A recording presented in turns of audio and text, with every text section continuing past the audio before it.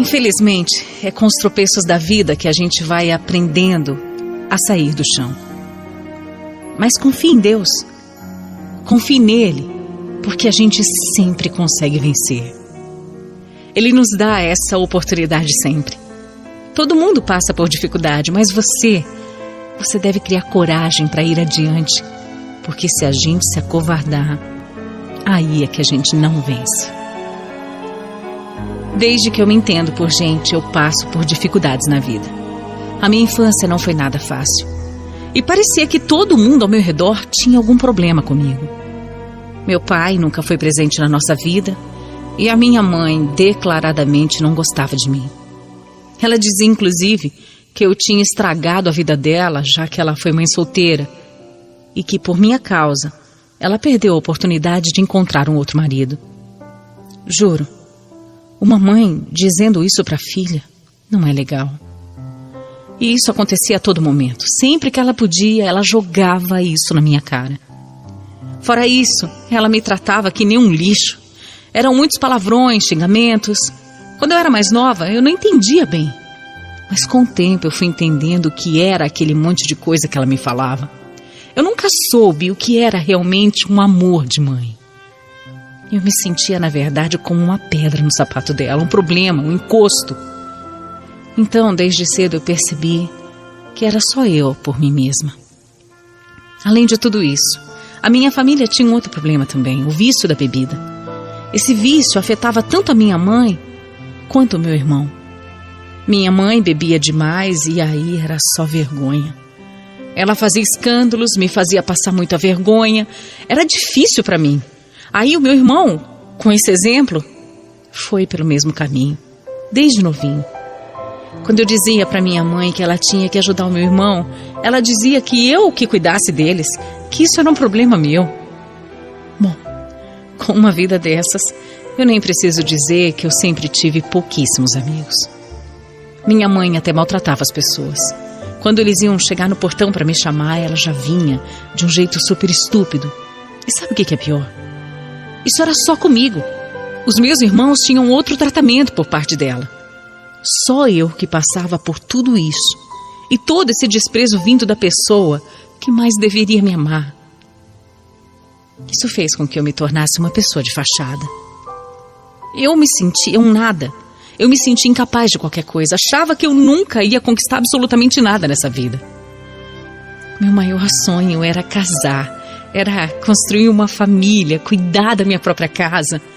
Eu não tinha nenhuma grande ambição na vida. Eu só queria uma vida tranquila. Será que era pedir demais? Eu tive 2 namorinhos que não duraram muito. Até que, aos 18 anos, eu conheci o Mário, que morava ali perto, ali mesmo no bairro. Ele parecia ser uma excelente pessoa, atencioso, amigo. Talvez fosse a pessoa certa para mim. Logo, a amizade do Mário virou uma válvula de escape. Quando as coisas ficavam muito feias em casa, ele me amparava, cuidava de mim, me protegia.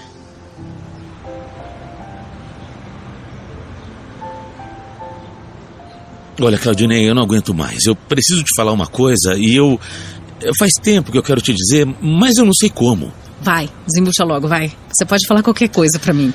É que eu não consigo mais ser só seu amigo. Eu quero você. Lembra daquele sonho que você me falou, de formar uma família e tudo mais? Então, a gente pode realizar esse sonho. A gente pode fazer isso junto.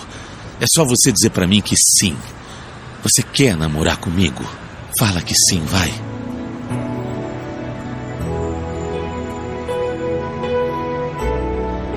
Claro que eu aceitei na mesma hora. E a partir daquele momento, não importava mais o que passava dentro de casa. Agora eu tinha o Mário comigo. Agora eu poderia, quem sabe, realizar o meu maior sonho de ter uma família. Eu nem acreditava que alguém realmente gostasse de mim.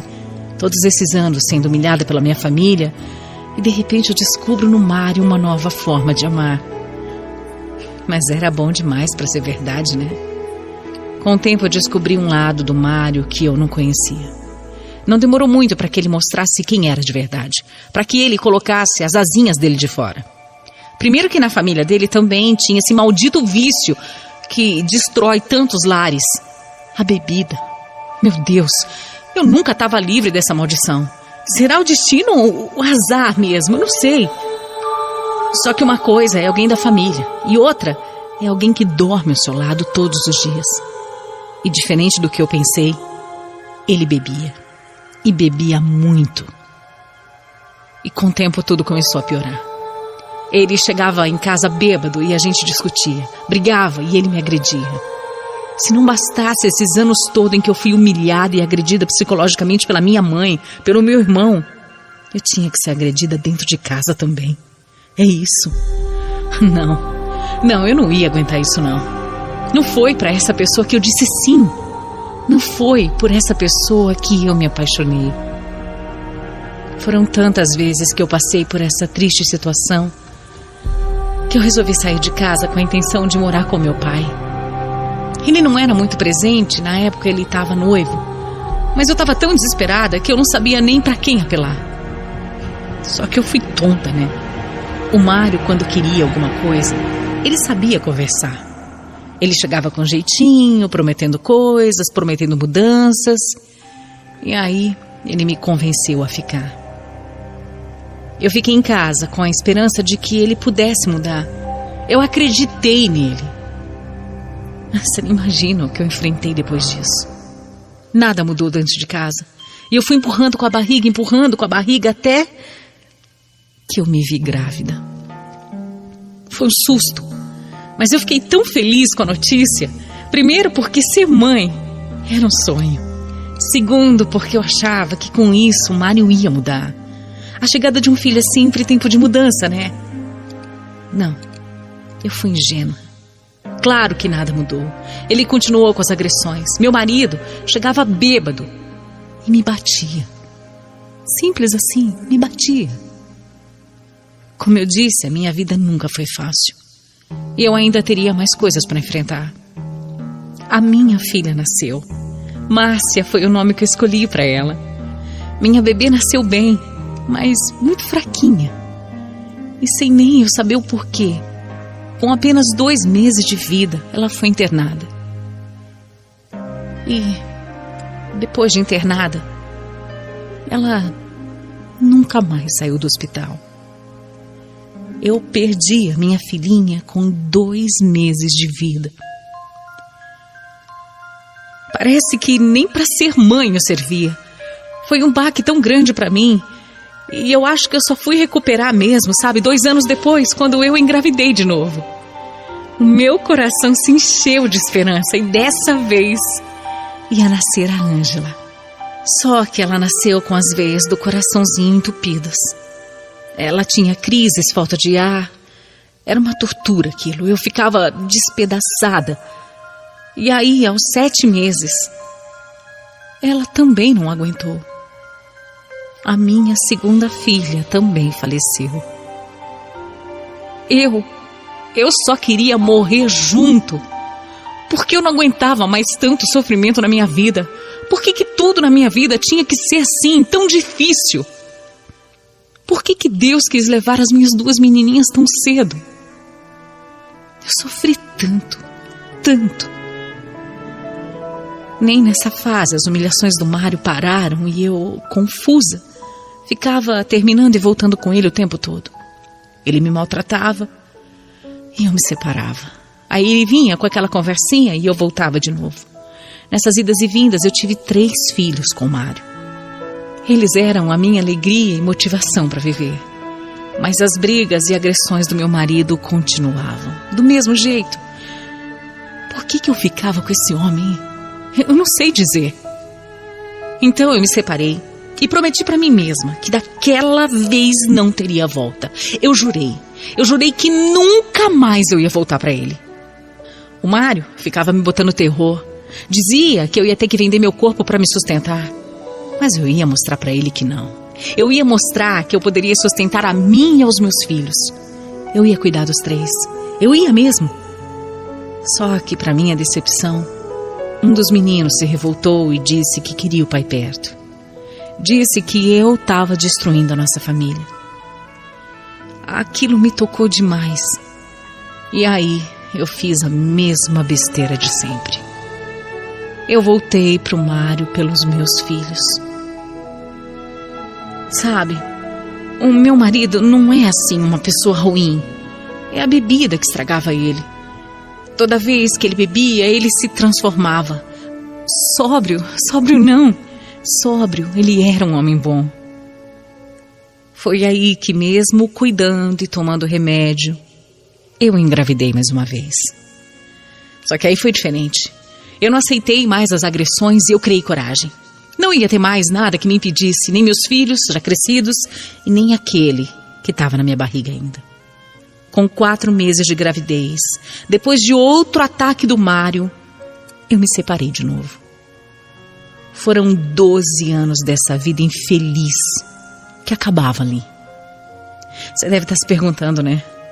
Nossa, mas também ela fica voltando para ele, né? Por que ela faz isso? Eu sei. Eu mesma me questionei várias vezes o que eu estava fazendo da minha vida, mas no fundo eu acho que eu aguentava pelo meu sonho, meu único sonho de formar uma família. Eu queria ter uma família feliz, com os filhos crescendo ao lado do pai. Eu tentei demais, mas não deu. Eu me separei de vez e toquei a minha vida. Fui trabalhar, cuidar dos meus filhos, provar para mim mesma que eu conseguia viver sem ele, sim. Algumas vezes ele vinha ver os filhos e aí ele tentava me convencer a voltar.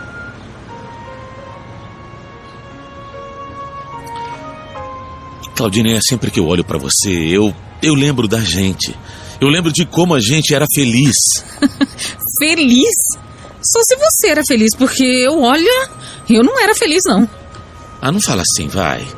A gente teve até alguns momentos ruins, mas nós fomos felizes. A gente teve nossos filhos e eles estão crescendo longe do pai. Claudineia, você tem que voltar pra mim. Eu tô implorando pra você. Vai ser o melhor pra nós, pros nossos filhos.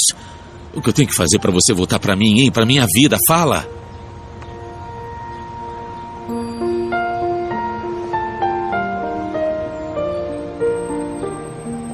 Só que eu tava finalmente vacinada, né? E falei pra ele que dessa vez não ia colar. Eu não ia cair mais nessas conversinhas dele. Eu aprendi. Sabe, eu me machuquei tanto, mas eu finalmente aprendi. Aprendi a dizer não. Eu aprendi a não sofrer mais. Aprendi a confiar em mim. Em dar mais atenção pra mim mesma. Eu fiz tanto por eles esses anos que eu tinha esquecido da pessoa que aguentou tudo isso. Eu. Estar trabalhando me fez ver que eu era capaz de enfrentar todos os obstáculos da vida. Eu cresci, eu evoluí mentalmente, profissionalmente, e isso serviu para me mostrar que eu tenho sido, sabe, capaz de dar conta de tudo. E não ter que ficar aí sofrendo, dependendo de ninguém. Eu tinha pouco estudo, só até a 4ª série, só que isso não me impediu de trabalhar, não. Eu superei, de verdade, olha, criei meus filhos sem ajuda nenhuma do pai. Até tentei através da justiça, mas ele fez de tudo para sair do emprego, só para não poder pagar a pensão. Então eu deixei para lá, não valia o aborrecimento de ficar me humilhando por ele, porque Deus me ajudou.